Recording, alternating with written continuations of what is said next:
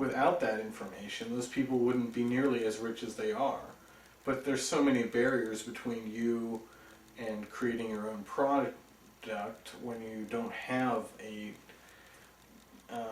investment in your creation of that product. I mean, if you think about it, I've seen some videos on YouTube from inventors who are lost in the world and don't know what to do because filling out all the forms and following the bureaucracy doesn't seem to really benefit you to a large extent. I think that people who have ideas and who are making these people into billionaires, or helping them to make themselves into billionaires, are the ones who are also being exploited by these same billionaires after they become rich.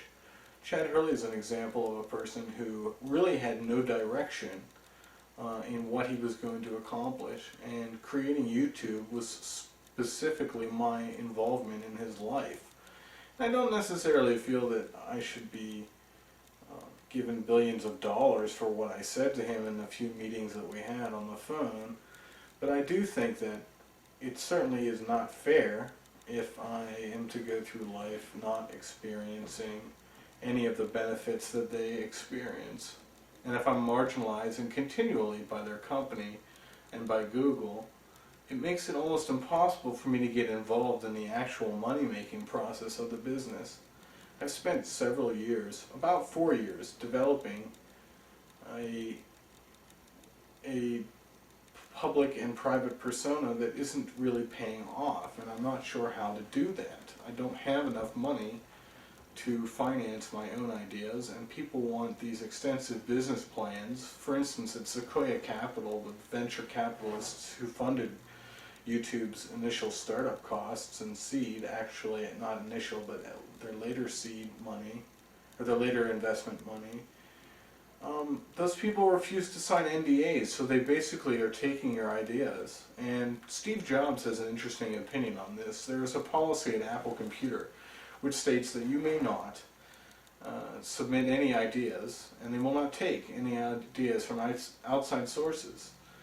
He says that this causes disputes, and he doesn't like that. And I side with Steve Jobs on this. I feel that, of course, he understands, considering that most of his ideas were taken from his products and put into the Microsoft equivalent. And as they begin Project Warhol at Microsoft, I really begin to wonder what it is that is necessary to change the way that business functions in this country, such that it benefits the many more than it benefits the few. This is not capitalism that is veiled as communistic. It's merely regulated in such a manner that actually brings the power back to the people and takes it out of the hands of the few capitalists who have all the money and lobbying government. Of course, government won't change that as far as I can see, until they make it illegal to lobby in Washington at all.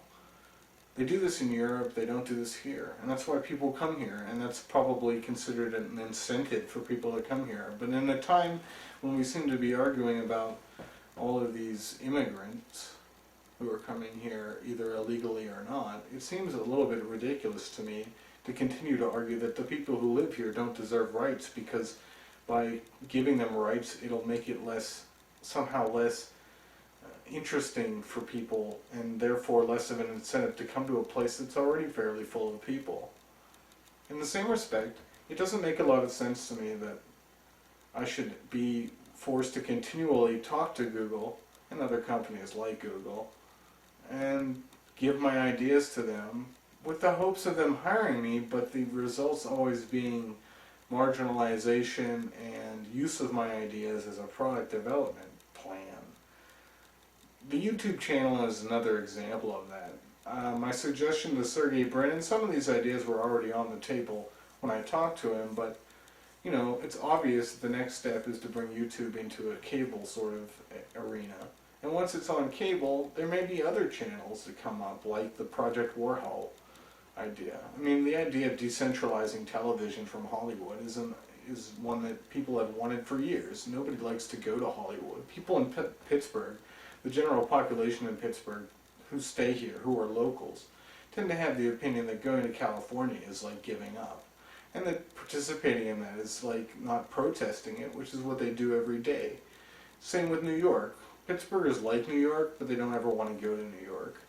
And I'm not really sure why that is. I mean, I think that there's just a realization that in the middle of America, the place that has very little money, that is at the whims of the global economy, is also the place that is never benefiting from, or rarely benefiting from, the work that's happening in these exciting places like Seattle. I mean, the one exception would be that Bill Gates, after being tried in court and sued by the guy who he stole MS-DOS from, is being kind of looked at as, a person who is great because he's giving all of his money to colleges and creating all these Bill Gates schools of computer science. It's really quite disgusting. It's disgusting that that the government couldn't take the money away from him. I mean, the foundation of his business was based on stolen software, and yet this person also founded the Software Piracy Association, or whatever, the SPA, the Anti-Piracy Association. So it doesn't make sense to me that such hypocrites can run the world, because while I can understand a person may make a mistake and become hypocritical, and it's difficult not to, in the same respect, it's incredibly difficult for me to understand why so many people have to be poor, so many people have to be out of homes, and so many children have to die in other countries just to keep these few people rich. There's only 100 people listed as billionaires in this country, or something like that, as multi-billionaires, I mean, Sergey Brin's like the 26th richest person. He's not even the rich person at like $18.6 billion, but let's be realistic.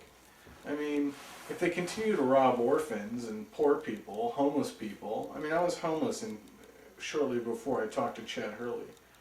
And, I mean, that's because I was waiting for some company to hire me after college, and it never happened. I have this degree, people they read my resume and they think all these different things about me, and they want me to have some set of 3 skills, and I'm not allowed to use my brain. I mean, I'm a very smart person. I can write a language for a computer. I mean, if we had some money together, we could build a compiler together, we could build an operating system, we could build whatever you wanted. I could build a robot. I could build a brain-sustaining device that would extend human life for perhaps up to 200 extra years, but it's very difficult for people to be convinced of that with no evidence. Yet I've spent most of my life in school being examined, and evidence is accumulated in my favor. And for those who believe my statement, which is true, because I do not lie very often or at all when I'm talking about business or ideas, is the idea that, YouTube is something that I created. I didn't build the website, but I knew what it was supposed to be. I knew what the model was supposed to look like. It was a great idea. I started a huge worldwide conversation and enabled so many people through this.